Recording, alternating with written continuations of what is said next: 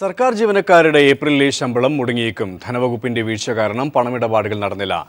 Electronic പേ order check സംവിധാനം പ്രവർത്തനക്ഷമമായില്ല. April 25-ന് ശേഷം പേ order ചെക്കുകൾ നൽകുന്നില്ല. വിവരങ്ങളുമായി ജിതിൻ ചന്ദ്രൻ തത്സമയം ചേരുകയാണ്. ജിതിൻ, ഈ സിസ്റ്റം വഴി ശമ്പളം നൽകും എന്നുള്ള ആ ഒരു സംവിധാനം തന്നെയാണ് ഇപ്പോൾ പാളിച്ച വന്നിരിക്കുന്നത്. ഏത് സാഹചര്യത്തിലാണ് ഇങ്ങനൊരു പാളിച്ച വന്നിരിക്കുന്നത്? മറ്റു വിവരങ്ങൾ സുരേഷ്, ഇലക്ട്രോണിക് പേ ഓർഡർ ചെക്ക് വഴി ഇത്തവണ സർക്കാർ ജീവനക്കാരുടെ ശമ്പളം വിതരണം ചെയ്യാനായിരുന്നു ധനവകുപ്പിന്റെ ഉദ്ദേശം. എന്നാൽ ആവശ്യമായ മുന്നൊരുക്കങ്ങൾ ഇതിനായി നടത്താത്തതാണ് ഇപ്പോൾ വലിയ വീഴ്ചയ്ക്ക് കാരണമായിരിക്കുന്നത്. സർക്കാർ ജീവനക്കാരുടെ ഏപ്രിൽ മാസത്തെ ശമ്പളം തന്നെ മുടങ്ങാനുള്ള വലിയൊരു സാധ്യതയാണ് ഇപ്പോൾ നിലനിൽക്കുന്നത്. ഏപ്രിൽ 25-ന് ശേഷമുള്ള പണമിടപാടുകളൊന്നും തന്നെ നടക്കാത്ത സാഹചര്യവുമുണ്ട്. അതാണ് ഇത്തരത്തിൽ ശമ്പളം മുടങ്ങുന്നതിലേക്ക് കാര്യങ്ങൾ എത്തിക്കുന്നത്. ധനവകുപ്പിന്റെ ഭാഗത്തു നിന്നും വലിയ വീഴ്ചയാണ് ഇക്കാര്യത്തിൽ ഉണ്ടായിരിക്കുന്നത്.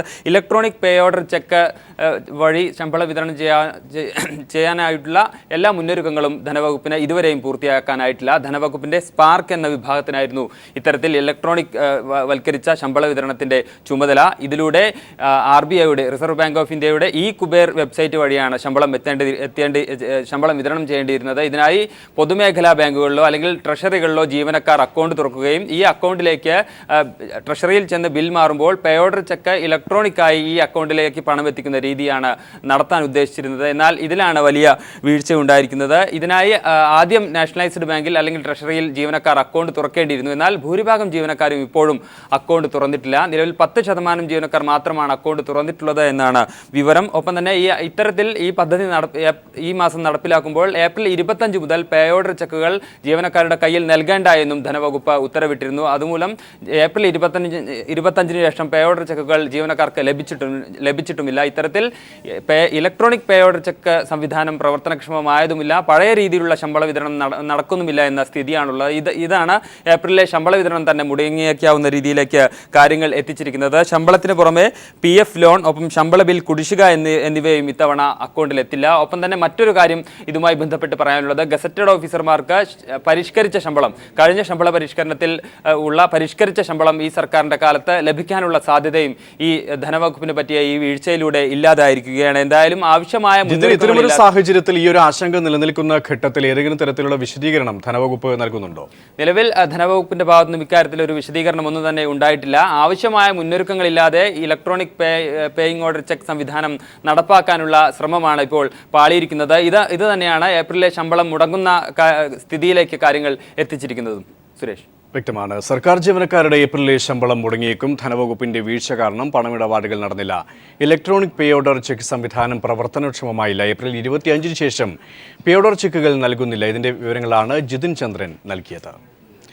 രമേശ് ചെന്നിത്തലയ്ക്ക് പിന്നാലെ മന്ത്രി മുനീറിന്റെയും നിയമലംഘനം. ഹെൽമറ്റ് ഇല്ലാതെ ബൈക്ക് ഓടിക്കുന്ന ആളുടെ പിന്നിൽ നിന്ന് മുനീർ പ്രചാരണം നടത്തിയതാണ് വിവാദമാകുന്നത്.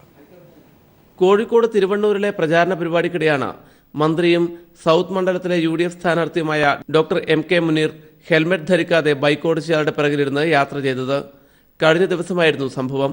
ഒരു കേന്ദ്രത്തിൽ നിന്നും മറ്റൊരു സ്വീകരണ കേന്ദ്രത്തിലേക്കാണ് MK മുനീർ കാർ ഒഴിവാക്കി ബൈക്കിൽ പോയത്. നേരത്തെ ആഭ്യന്തരമന്ത്രി രമേശ് ചെന്നിത്തല ഹരിപ്പാട്ടെ പ്രചാരണത്തിനിടയിൽ ഹെൽമറ്റ് ധരിക്കാതെ ബൈക്ക് ഓടിച്ചയാളുടെ പിറകിലിരുന്ന് യാത്ര ചെയ്തത് വലിയ വിവാദങ്ങൾക്കിടയാക്കിയിരുന്നു. ഒടുവിൽ പിഴയടച്ചാണ് സംഭവം ഒതുക്കി തീർത്തത്. ഇതിന് പിന്നാലെയാണ് മന്ത്രി MK മുനീറും നിയമലംഘനം നടത്തിയിരിക്കുന്നത്. നിയമം പാലിക്കേണ്ട മന്ത്രി തന്നെ നിയമം ലംഘിക്കുമ്പോൾ അധികൃതർ എന്ത് നടപടിയാണ് സ്വീകരിക്കുക എന്നതാണ് ഇനി നോക്കിക്കാണേണ്ടത്. PV കുട്ടൻ, കോഴിക്കോട്. സംസ്ഥാനത്ത് നിയമസഭാ തെരഞ്ഞെടുപ്പിനുള്ള നാമനിർദ്ദേശ പത്രികകളുടെ സൂക്ഷ്മ പരിശോധന തുടരുകയാണ്. മുഖ്യമന്ത്രി ഉമ്മൻചാണ്ടി, പ്രതിപക്ഷ നേതാവ് VS അച്യുതാനന്ദൻ എന്നിവരുടെ പത്രിക സ്വീകരിച്ചു. മന്ത്രി PK ജയലക്ഷ്മിയുടെ പത്രികയും സ്വീകരിച്ചിട്ടുണ്ട്.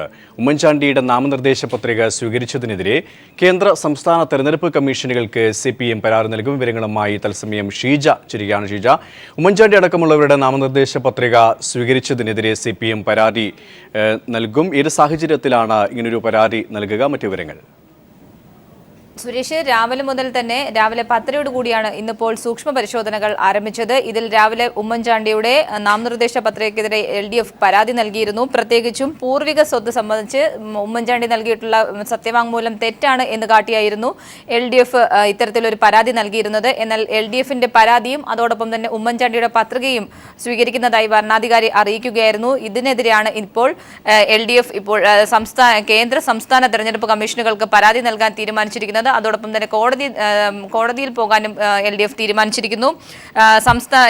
പത്രിക സ്വീകരിച്ച വരണാധികാരിക്കെതിരെയും പരാതി നൽകാനായിട്ടാണ് ഇപ്പോൾ LDFന്റെ തീരുമാനം. മറ്റൊന്ന് PK ജയലക്ഷ്മിക്കെതിരെയുള്ളതാണ്. PK ജയലക്ഷ്മിക്കെതിരെ 2011 PK ജയലക്ഷ്മി നാമനിർദ്ദേശ പത്രിക സമർപ്പിച്ചപ്പോൾ അതിൽ വിദ്യാഭ്യാസ യോഗ്യത വെച്ചിരുന്നത് ഡിഗ്രി ആയിരുന്നു.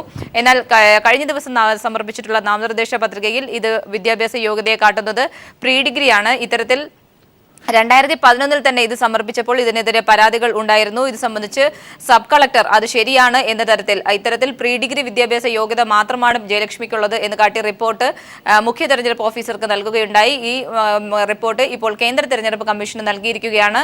ഈ 2016 നാമനിർദ്ദേശ പത്രിക സ്വീകരിച്ചെങ്കിൽ പോലും 2011 സമർപ്പിച്ച ഈ നാമനിർദ്ദേശ പത്രികയിൽ മേലുള്ള എന്ത് നടപടിയാകും സ്വീകരിക്കുക എന്നുള്ളത് കേന്ദ്ര തെരഞ്ഞെടുപ്പ് കമ്മീഷന്റെ നടപടി എന്താണ് എന്നുള്ളത് തന്നെയാണ് ഇനി ഇതിൽ കണ്ടറിയാൻ. മറ്റൊന്ന് മമ്പറം ദിവാകരന്റെ കാര്യമാണ്. ഇതിൽ മമ്പറം ദിവാകരൻ, അതോടൊപ്പം തന്നെ K Muraleedharan, KK Shaju, KM Shaji തുടങ്ങിയവർക്കെതിരെ എല്ലാം തന്നെ പരാതികൾ ഉയർന്നിരുന്നു അവരുടെ നാമനിർദ്ദേശ പത്രികകൾക്കെതിരെ.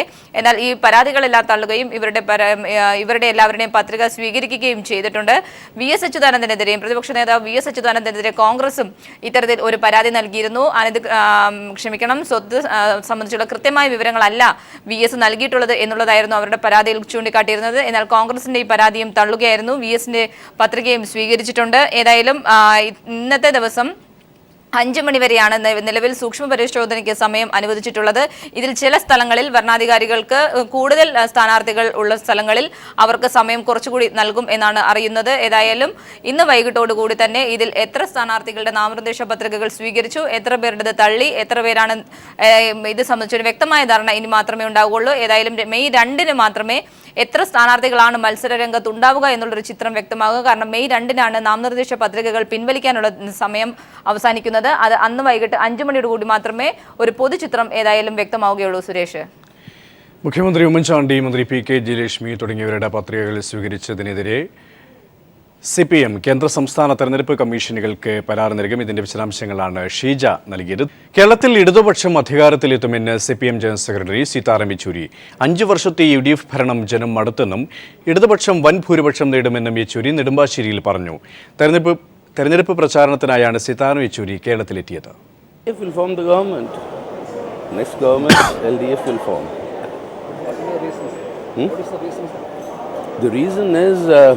What we have seen for the last 5 years, something which was unknown or unexpected in Kerala, the degree of corruption, the lack of governance, all these have contributed to the fact that people want a change. They want proper people's development and they want good governance. How many seats will you expect from Kerala? How many seats you expect? That you must tell me, people of Kerala. But we will form the government. ചൂടിനെ കാഠിന്യമേറിയതോടെ പരമ്പരാഗത മത്സ്യത്തൊഴിലാളികൾ ദുരിതത്തിലായി. കുടിവെള്ളക്ഷാമത്തിനൊപ്പം ചെറുമത്സ്യങ്ങൾ തീരം വിട്ട് ആഴക്കടലിലേക്ക് നീങ്ങിയതാണ് ആയിരക്കണക്കിന് കുടുംബങ്ങൾക്ക് തിരിച്ചടിയായത്. കരയ്ക്കൊപ്പം കടൽ തീരവും ചുട്ടുപൊള്ളാൻ തുടങ്ങിയിരിക്കുന്നു. ചൂട് അസഹനീയമായതോടെ ചാള, നത്തോലി, വറ്റ, അയില തുടങ്ങിയ മത്സ്യങ്ങൾ തീരം വിട്ട് ഉൾക്കടലിലേക്ക് വലിയുകയാണ്. ഇതാണ് പരമ്പരാഗത മത്സ്യത്തൊഴിലാളികൾക്ക് പ്രതിസന്ധി സൃഷ്ടിക്കുന്നത്. മീൻ ലഭിക്കാത്തതിനാൽ വള്ളത്തിനും മറ്റുമായുമെടുത്ത കടങ്ങൾ തിരിച്ചടക്കാൻ കഴിയാത്തത് പ്രയാസങ്ങൾ ഇരട്ടിയാക്കുന്നുവെന്ന് കേരള മത്സ്യത്തൊഴിലാളി ഐക്യവേദി സംസ്ഥാന പ്രസിഡന്റ് ചാൾസ് ജോർജ് പറയുന്നു. പരമ്പരാഗത മത്സ്യത്തൊഴിലാളി സമൂഹത്തിൽ ഓരോ വള്ളത്തിൻ്റെ ഒരു യൂണിറ്റ് മീൻ പിടിച്ചാലും ഇല്ലെങ്കിലും 10 ലക്ഷം രൂപയുടെയെങ്കിലും പലിശ അടയ്ക്കേണ്ട ഒരു അവസ്ഥയിലാണ്. ഇതൊന്നും അടയ്ക്കാൻ കഴിയാത്തൊരവസ്ഥയിൽ ഓരോ കുടുംബവും ജപ്തി ഭീഷണി നേരിടുന്ന ഒരു സാഹചര്യമാണ് നിൽക്കുന്നത്. കഴിഞ്ഞ ആഴ്ച വൈപ്പിൻകരയിൽ ഒരു വീട് ജപ്തി ചെയ്യപ്പെട്ട് കഴിഞ്ഞിരിക്കുന്നു. ഇനി ആത്മഹത്യാ മുൻപിലേക്ക് ഈ തൊഴിലാളി വിഭാഗത്തപ്പെടുകയാണ്. അത്ര കടുത്ത ചൂടാണ് തീരക്കടലിൽ വന്നിരിക്കുന്നത്. അതുകൊണ്ട് ചെറുമത്സ്യങ്ങൾ മുഴുവൻ തീരക്കടലിൽ വിട്ട് ആഴക്കടലിലേക്ക് പോയിരിക്കുകയാണ്. തീരമേഖലയിലെ കുടിവെള്ളക്ഷാമങ്ങൾക്കും അറുതിയില്ല. ടാങ്കറുകളിൽ എത്തുന്ന വെള്ളമാണ് ഇടക്കൊച്ചി, ചെറായി, വൈപ്പിൻ തുടങ്ങിയ മേഖലകളിൽ വസിക്കുന്നവരുടെ ആശ്രയം. മത്സ്യലഭ്യതയിലെ കുറവ് തൊഴിലാളികളെ പട്ടിണിയിലേക്കാണ് നയിക്കുക, ഒപ്പം കടക്കണിയിലേക്കും. ഈ വേളയിൽ കടങ്ങൾ എഴുതിത്തള്ളണമെന്നും അടിയന്തരമായി സാമ്പത്തിക സഹായം പ്രഖ്യാപിക്കണമെന്നുമാണ് അവരുടെ ആവശ്യം. കൊച്ചിയിൽ നിന്ന് സമീർ വഴങ്ങോട്. കോഴിക്കോട് കുറ്റ്യാടിയിൽ സൂര്യാഘാതമേറ്റ് ഒരാൾ കൂടി ഇന്ന് മരിച്ചു. ഇതിന്റെ വിശദാംശങ്ങൾ നൽകാൻ മേഘ മാധവൻ ചിരികയാണ്. മേഘ, എന്തൊക്കെയാണ് വിവരങ്ങൾ? സുരേഷ് 39 ഡിഗ്രിയിലധികം ചൂടാണ് കോഴിക്കോട് ജില്ലയിൽ അനുഭവപ്പെട്ട് കൊണ്ടിരിക്കുന്നത്. കുറ്റ്യാടിയിൽ പുഴയോരം കെട്ടിക്കൊണ്ടിരിക്കുന്നതിനിടെയാണ് ഇന്ന് മരണം ഉണ്ടായിരിക്കുന്നത്. പയ്യോളി കൊഴിച്ചാൽ സ്വദേശി ദാമോദരനാണ് മരണപ്പെട്ടത്. ഇയാൾ ജോലി സ്ഥലത്ത് കുഴഞ്ഞു വീഴുകയായിരുന്നു. ഇപ്പോൾ നിലവിൽ മൃതദേഹം കോഴിക്കോട് കുറ്റ്യാടി ആശുപത്രിയിലെ മോർച്ചറിയിൽ സൂക്ഷിച്ചിരിക്കുകയാണ്. സുരേഷ്, വ്യക്തമാണ്. സംസ്ഥാനത്ത് കനത്ത ചൂട് തുടരുകയാണ്. കുറ്റ്യാടിയിൽ ഒരാൾ കൂടി ഇന്ന് സൂര്യാഘാതമേറ്റ് മരിച്ചു. മേഘയാണ് വിശദാംശങ്ങൾ നൽകിയത്.